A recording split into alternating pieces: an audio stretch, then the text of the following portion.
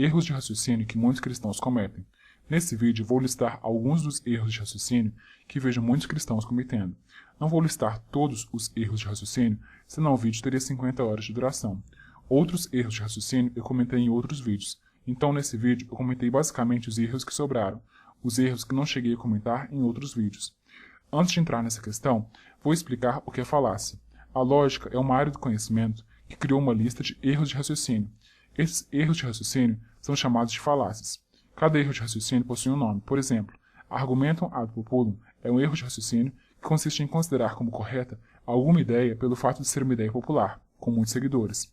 Se muitas pessoas são adeptas de uma ideia, então essa ideia deve ser correta. A ideia pode até ser correta, mas o raciocínio está errado. Percebe-se que as falácias não trabalham com os sentidos de verdade ou mentira, mas de raciocínio válido ou inválido. Então uma pessoa pode seguir uma ideia verdadeira por um erro de raciocínio, mas isso não faz com que o raciocínio deixe de ser errado, inválido. Para um estudo mais aprofundado das falácias e da lógica, recomendo o livro Introdução à Lógica. E quero deixar claro que não estou generalizando para todos os cristãos. Portanto, quando falar cristãos, vocês já sabem que eu estou me referindo à maioria. Não quero ter que fazer essa ressalva toda hora no decorrer desse vídeo. Então já estão avisados. Agora eu vou apresentar os erros. Primeiro, argumentum ad populum. Eu já expliquei do que consiste essa falácia, então não vou explicar de novo. Vejo alguns cristãos dizendo, por milhares de anos, pessoas acreditaram na Bíblia e em Jesus, e essa crença teve um enorme impacto sobre suas vidas. De que outra evidência você precisa para se convencer de que Jesus é o Filho de Deus? Você está dizendo que todas elas são apenas estúpidas pessoas enganadas? Existem duas falácias nessa argumentação do cristão. Ela possui tanto o argumento ad populum quanto o apelo à emoção, que vou explicar melhor no final do vídeo. São inúmeros os exemplos de crenças que foram ou são populares, mas que são incorretas do ponto de vista científico ou lógico. O islamismo é a religião que mais cresce no mundo. Se ele passar o cristianismo em número de adeptos e ficar assim por muito tempo, o islamismo vai passar a ser a religião correta e o cristianismo a errada? Enquanto o mundo inteiro acreditava que o Sol girava em torno da Terra, era isso que acontecia? A realidade não se importa com nossos sentimentos. Não se importa se vai nos magoar, caso contrarie o que acreditamos. Acho que já é hora dessa parcela de cristãos parar de fazer apelos emocionais e começar a conversar racionalmente. Segundo, argumentum ad hominem. Essa é uma falácia que consiste em atacar a pessoa que fala um argumento, com o objetivo de minar os seus argumentos. Essa falácia assume duas formas, ofensiva e circunstancial. O modo ofensivo é um simples xingamento. O modo circunstancial consiste na acusação de que tudo o que vem de determinado tipo de pessoa é tendencioso, ou seja, não passam de racionalizações feitas para atingir um determinado objetivo de interesse próprio. Exemplos. Depois de Sally apresentar um caso eloquente e convincente de um sistema de tributação mais equitativo, Sam pergunta ao público se devemos acreditar em qualquer coisa que uma mulher que já foi presa uma vez diz. Depois de um vegetariano apresentar seus argumentos a favor do não consumo de carne, alguém diz, mas por que eu confiaria nesses argumentos? Você vegetariano deve estar inventando dados e desculpas tendenciosas para justificar sua posição. Agora vou dar alguns exemplos do que os cristãos fazem. Depois que um ateu explica seus argumentos para o cristão fala, você é de Satanás, você está tentando me enganar porque está sendo manipulado pelo diabo. Você é ateu porque quer pecar. Não sei como isso faz sentido na cabeça dos cristãos. Então, se eu quero pecar e não quero sofrer a consequência de ir para o inferno, eu me torno ateu? É tão sem sentido quanto alguém pular de um prédio e, caso não queira se esborrachar no chão, resolva parar de acreditar na gravidade. Isso faz sentido? Você está dizendo isso porque deve ter algum trauma. Você já sofreu algum abuso religioso de alguém? Nessa hora o cristão também banca o vidente e começa a dizer como foi a sua infância traumática. Você diz isso porque tem ódio de Deus. Observação, os ateus não têm ódio de Deus, eles não acreditam em Deus.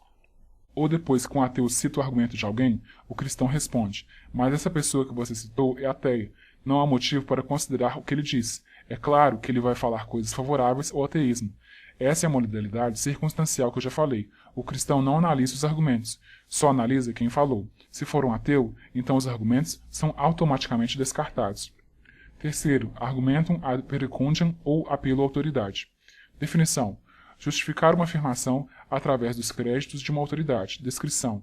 É inteiramente possível que a opinião de uma pessoa ou instituição de autoridade esteja errada. Portanto, a autoridade que tal pessoa ou instituição detém não tem qualquer relação intrínseca sobre a veracidade de suas alegações, mas é claro que se uma autoridade fala algo em um ramo de conhecimento no qual ele é perita, essa afirmação possui certa credibilidade.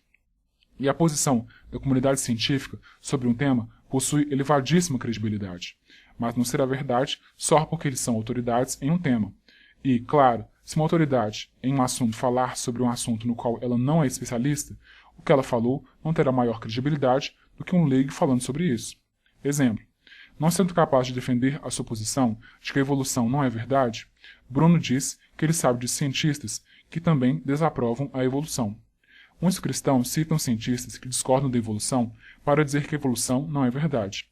Quando eu vou ver a formação desses cientistas, eles são engenheiros, geneticistas, químicos, físicos, etc. Ou seja, eles são tudo, menos biólogos evolutivos, especialistas em evolução. E, mesmo que exista algum biólogo evolutivo que pense que a evolução não existe, isso não provaria, por si só, que a evolução não existe, nem comprometeria a credibilidade da teoria da evolução. Entre os biólogos evolutivos, é consenso que a evolução é um fato. Esse é o posicionamento da comunidade científica. A evolução é um fato. Mas esse vídeo não é para refutar os argumentos contrários à evolução que os cristãos apresentam. Eu já vi um cristão dizendo que os ateus estão comentando sobre um assunto que eles não entendem. Segundo esse cristão, para os ateus criticarem o cristianismo, eles deveriam se formar em teologia, porque todas as perguntas e críticas dos ateus seriam respondidas em um curso de teologia. Primeiro, existem teólogos ateus e agnósticos. Bart Ehrman é doutor em teologia e é agnóstico. Ehrman fala que é agnóstico, mas a posição dele não é diferente da minha, que sou ateu. Sérgio Viúla é teólogo e é ateu. E não existem tantos ateus fazendo teologia porque, para a maioria, seria perda de tempo estudar algo tão idiota. Segundo, eu não preciso fazer teologia para conhecer os argumentos dos teólogos que defendem a existência de Deus e da moralidade da Bíblia. Existem muitos livros, vídeos e artigos de teólogos sobre esses assuntos. Só é preciso saber ler. E, depois de algum tempo estudando esse assunto, você percebe que os argumentos vão começando a se repetir. Atualmente, por mais vídeos e livros que eu leia sobre teólogos defendendo a veracidade da Bíblia, eu não vejo mais nenhum argumento novo. Terceiro, esse raciocínio pode ser usado contra o cristão, pois ele não pode dizer que as outras religiões estão erradas, a não ser que faça um curso de teologia específico para cada religião. Quarta, petição de princípio. Essa falácia consiste no fato de que a conclusão já está incluída explicitamente ou implicitamente em uma das premissas. Vou dar um exemplo. Como determinar qual religião é a correta? A Bíblia diz que Jesus é o Filho de Deus e que as outras religiões estão erradas. Logo, o cristianismo é a religião correta, porque é isso que a Bíblia diz.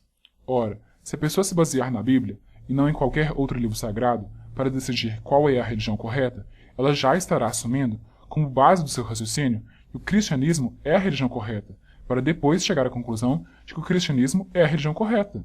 Da mesma forma, se eu usar o Alcorão como base para determinar qual é a religião correta, eu vou chegar à conclusão de que o islamismo é a religião correta, sendo que os muçulmanos acreditam que a Bíblia foi alterada, contém livros falsificados, entre outras coisas. Então a Bíblia não pode ser usada para determinar qual é a religião correta.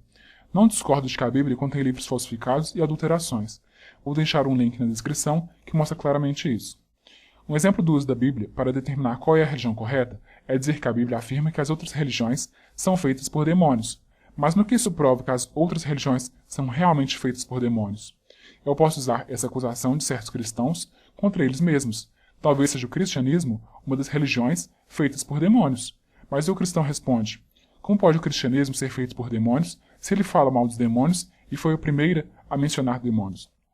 Na verdade, a religião mais antiga é o hinduísmo, e o hinduísmo já falava de demônios, mas quem falava antes ou depois de demônios não é relevante.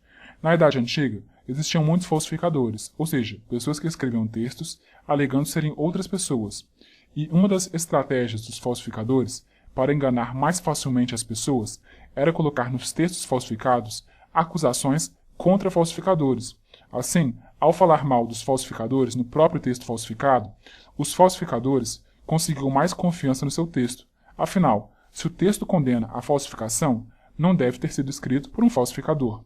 Para mais informações e respaldo do que estou falando, vou deixar um link na descrição de um resumo do livro de Bart Ehrman, doutor em teologia, que fala isso. Então eu respondo da mesma forma para um cristão. A Bíblia condenar a atividade dos demônios não prova que ela não é feita por demônios. Só provo que quem acredita que ela não é feita por demônios por esse motivo é ingênuo. Talvez os espíritos que inspiravam as pessoas a escreverem a Bíblia eram demônios, não tinham nada de Deus. Inclusive, tratando-se de demônios, seres inteligentes e malvados, não é de se admirar que usem tal estratégia. Enfim, só estou usando a mesma acusação que certos cristãos fazem contra outras religiões contra eles mesmos. Assim, eu quebro um dos argumentos tendenciosos dos cristãos. Outra ocasião em que ocorre a repetição de princípio é na interpretação do que é e do que não é profecia. Existem, grosso modo, dois tipos de interpretações da Bíblia: a interpretação cética e a interpretação de fé. A interpretação cética não coloca palavras no texto a ser interpretado, não distorce o texto a ser interpretado. Avalia o sentido do texto de acordo com o contexto histórico da época em que o texto foi escrito, e de acordo com o contexto ideológico do grupo de pessoas que o escritor pertenceu, e, se possível, de acordo com a ideologia do próprio escritor. A interpretação cética também não presume a existência de coisas não comprovadas cientificamente, como doentes, alados invisíveis, deuses, demônios, etc. A interpretação de fé coloca palavras que não existem no texto, distorce o sentido do texto, dá ao texto o sentido que o intérprete quer, e não o sentido mais provável ao texto, e presume a existência de coisas não comprovadas cientificamente, como deuses e demônios. Se o cristão quiser mostrar que as profecias provam algo sobrenatural, ele será obrigado a partir de uma interpretação cética para chegar a provar algo sobrenatural. Se eles partirem de uma interpretação de fé, eles já estarão partindo do pressuposto de que o que eles estão tentando provar, coisas sobrenaturais, existe, e isso será petição de princípio, pois uma das premissas do seu raciocínio já é a conclusão. Vou dar um exemplo. Provérbios 8, 12, 22 a 23. Eu, a sabedoria, habito com a prudência, e acho o conhecimento dos conselhos. O Senhor me possuiu no princípio de seus caminhos, desde então e antes de suas obras. Desde a eternidade fui ungida, desde o princípio, antes do começo da terra. Os cristãos leem essa passagem e pensam que está falando do Messias, e que Jesus seria oriundo da eternidade. Mas essa é uma interpretação de fé, não é uma interpretação cética. Com frequência, na Bíblia, os autores fazem uso de algo chamado hipóstase, que é uma personificação de um atributo de Deus. Eu nem preciso dizer que existem várias passagens na Bíblia, com linguagem figurada, poemas, etc. Sabedoria, no livro de Provérbios, assim como o verbo, são personificações de atributos de Deus. Em nenhum momento os judeus acharam que o Messias seria o próprio Deus, e não há nenhuma referência clara ao Messias nessa passagem. Não é falado que a sabedoria será o rei descendente de Davi que livrará Israel do domínio das nações estrangeiras, nem há a palavra Messias. Então, de acordo com o contexto histórico, sabedoria é só uma hipótese de Deus, não é uma referência ao Messias. Os autores do Novo Testamento interpretarem textos do Antigo Testamento como se o verbo e a sabedoria fossem referência a Jesus, não muda em nada o fato de que, em uma interpretação cética, sabedoria não é uma referência ao Messias. Os autores do Novo Testamento viveram em uma época posterior à do surgimento do texto de Provérbios. Eles tinham uma ideologia diferente dos judeus da época da criação do texto de Provérbios. E, em uma interpretação cética, Jesus, Paulo, João, Pedro ou qualquer personagem do Novo Testamento não possuem qualquer autoridade divina nem poder sobrenatural. Portanto, o que essas pessoas falam sobre a interpretação desses trechos do Antigo Testamento não é mais provável que uma interpretação cética. Observação. Quando Deus cria a sabedoria no livro de Provérbios, o significado é que a sabedoria vem de Deus. Essa é a diferença entre uma interpretação cética e de fé. Eu fiz uma interpretação cética de cada profecia que os cristãos alegam que Jesus cumpriu, e mostrei a desonestidade de se falar que Jesus cumpriu profecias. Quinto, assumir pressupostos não comprovados como base da argumentação. Esse é o erro de raciocínio que, de longe, os cristãos mais cometem. Eu já comentei um pouco sobre isso quando falei de petição de princípio. Com frequência, quando os cristãos vão argumentar com os ateus, eles já começam citando vários versículos da Bíblia que dizem que a natureza revela a existência de Deus, que quem diz que Deus não existe é tolo, Salmos 53:1, que Jesus ressuscitou, que Deus enviou seu Filho para morrer por nós, etc. Mas, se o ateu não acredita que a Bíblia é uma prova, não faz o menor sentido citar esses versículos para os ateus. Primeiro, o cristão precisa provar que a Bíblia deve ser considerada uma prova, e só depois é que vai fazer sentido citá-la. Antes de fazer o segundo andar de uma casa, é preciso fazer o primeiro andar. E tem os cristãos que começam a pregar para os ateus, como se isso fizesse algum sentido. A pregação consiste justamente em repetir coisas não comprovadas de uma religião. Vejo cristãos citando João 3,16 para os ateus, porque Deus amou o mundo de tal maneira que deu seu Filho unigênito para que todo aquele que nele crê não pereça, mas tenha vida eterna. O que os cristãos pensam citando esse versículo? Que o ateu diga que agora ele está convencido de que Deus existe e que Jesus morreu e ressuscitou? Se eu citar um trecho dos Eddas, conjunto de textos antigos que falam da mitologia nórdica, aquela de Thor, Odin, etc., para um cristão, ele vai passar a acreditar em Odin e Thor? Outro momento em que eles cometem esse erro de raciocínio é quando vão falar de Deus. Eles dizem que Deus está fora do tempo e do espaço, que Deus é eterno, que Deus é bom, que Deus é onisciente, onipotente, onipresente, etc. Mas eles só falam isso, sem fornecer nenhuma prova. E quando os ateus pedem para os cristãos fornecerem provas dessas afirmações, eles começam a citar a Bíblia. E eu já falei que citar a Bíblia, sem provar que ela deve ser considerada uma prova, é um erro de raciocínio. E definição, por si só, não prova nada também. Se eu inventar um ser e o definir de alguma forma, isso não prova que tal ser existe, com todas as características da minha definição. Já expliquei isso melhor em outros vídeos. Então, eles são rigorosos com opiniões contrárias, mas engolem coisas extremamente sem evidências e lógicas quando se trata de religião. Sexto, se você critica algo no qual não acredita, Deus, então você é louco, porque está atacando algo que acha que não existe. Se você acha que não existe, então não deveria atacar. Esse é um argumento que uma parcela dos cristãos usa. Eu, quando era cristão, já achava que quem usava esse argumento estava falando merda. Unicórnio, doente, fada, Deus, porta, cerveja, etc. Tudo isso, existente ou não na realidade, existem em forma de ideias, de definições. Quando eu digo que acredito que cervejas existem, estou dizendo que acredito que existe na realidade algo que corresponda à ideia de cerveja.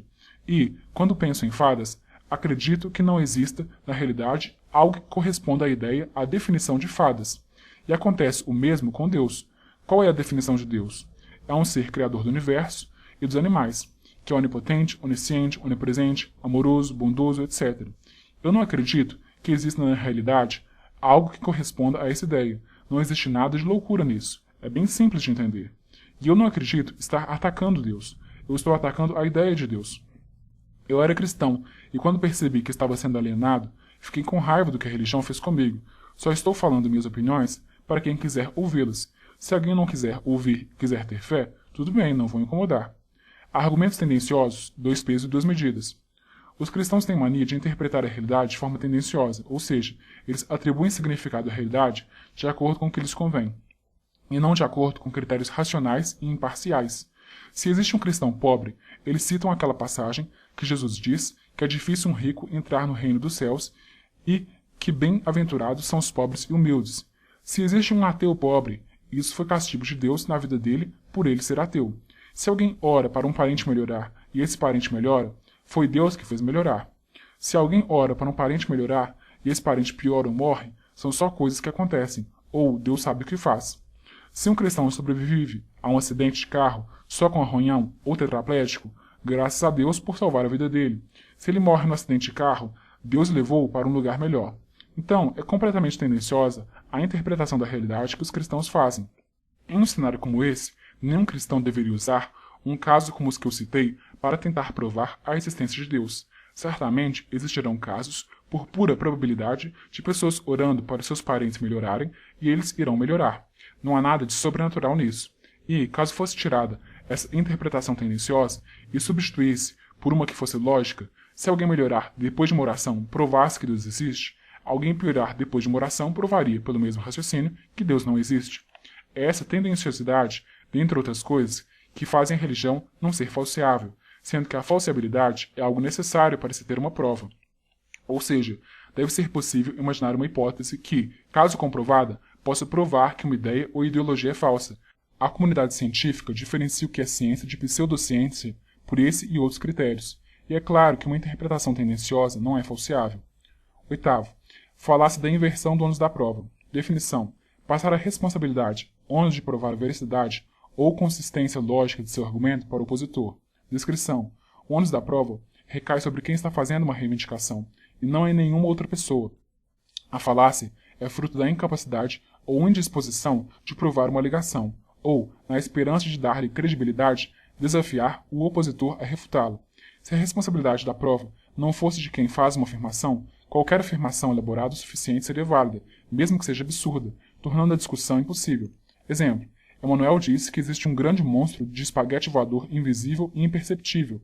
Quando Roberto pediu que provasse a existência de tal monstro, Emanuel rebateu pedindo que Roberto provasse que o monstro não existia. Muitos cristãos fazem isso. Quando os ateus pedem provas da existência de Deus, ou da ressurreição de Jesus, ou de qualquer outra coisa desse tipo, os cristãos invertem o ônus da prova e falam para os ateus provarem que Deus não existe e que Jesus não ressuscitou. Se você presumir que tudo que não existe prova a favor nem contra existe, imagine tudo o que você teria que considerar que existe. Duendes invisíveis alados existiriam e alienígenas robóticos gigantes existiriam, só porque você não pode provar que eles não existem.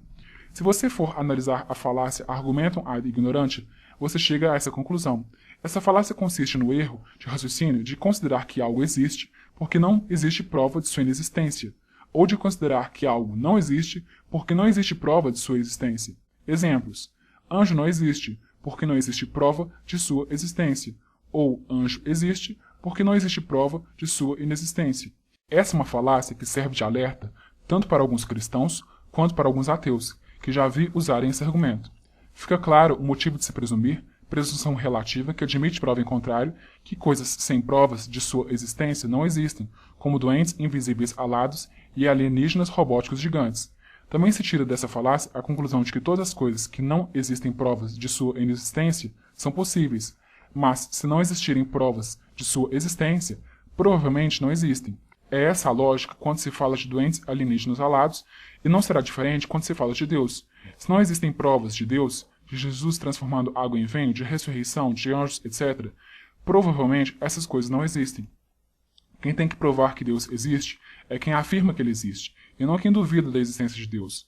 Mas se algum ateu fala com certeza que Deus não existe, aí ele passa a ter o ônus da prova, porque o máximo que se dá para dizer, do ponto de vista lógico, é que Deus provavelmente não existe. Por isso existe uma diferença dentro do ateísmo. Existem os ateus fortes ou positivos e os ateus fracos ou negativos. O ateu forte é aquele que acredita que Deus ou deuses não existem. O ateu fraco não acredita que Deus ou deuses existem. Parece a mesma coisa, mas não é. O ateu positivo possui certeza que Deus ou deuses não existem, e por coerência, deve oferecer provas para sustentar isso. O ateu negativo acredita que Deus ou deuses não existem, assim como doentes invisíveis, fadas, etc., mas não afirma ter certeza disso, pois seriam necessárias provas da inexistência para afirmar com certeza que doentes invisíveis, fadas e Deus não existem. Portanto, o máximo que se pode dizer é que muito provavelmente essas coisas não existem. 9. Apelo emocional. Definição: tentar manipular uma resposta emocional no lugar de um argumento válido ou convincente. A falácia ocorre quando a emoção é usada em vez de um argumento lógico, ou de maneira que obscureça o fato de que nenhuma razão racional convincente existe para sua posição. Vejo alguns cristãos fazendo as seguintes perguntas: se o pai de uma criança morre, o que eu vou dizer a ela? Que Deus provavelmente não existe? Se você, que é ateu, estiver em um avião caindo, acho que vai começar a orar rapidinho. Essas perguntas e muitas outras são falácias de apelo à emoção. Não interessa ser racional ou não acreditar em Deus para esses argumentos. Acho que, quando cristãos usam esses argumentos, eles estão dando um tiro no próprio pé. Porque se um ateu vai virar cristão em um momento de desespero, em um momento que provavelmente as pessoas vão tomar decisões menos refletidas e mais emocionais, como quando o avião estiver caindo, isso dá a entender que a religião é racional, mas que serve de ajuda para momentos de desespero. Tem uma cena de filme que eu acho épica. Um dos personagens que é cristão fala: se o pai de uma criança morre, o que eu vou dizer a ela? Que Deus provavelmente não existe? E o outro, que é ateu, responde: não, eu falaria a mesma mentira que você. Acho que essa cena resume o que eu estou dizendo aqui. Obrigado por assistir, se gostou dê like, compartilhe e se inscreva no canal.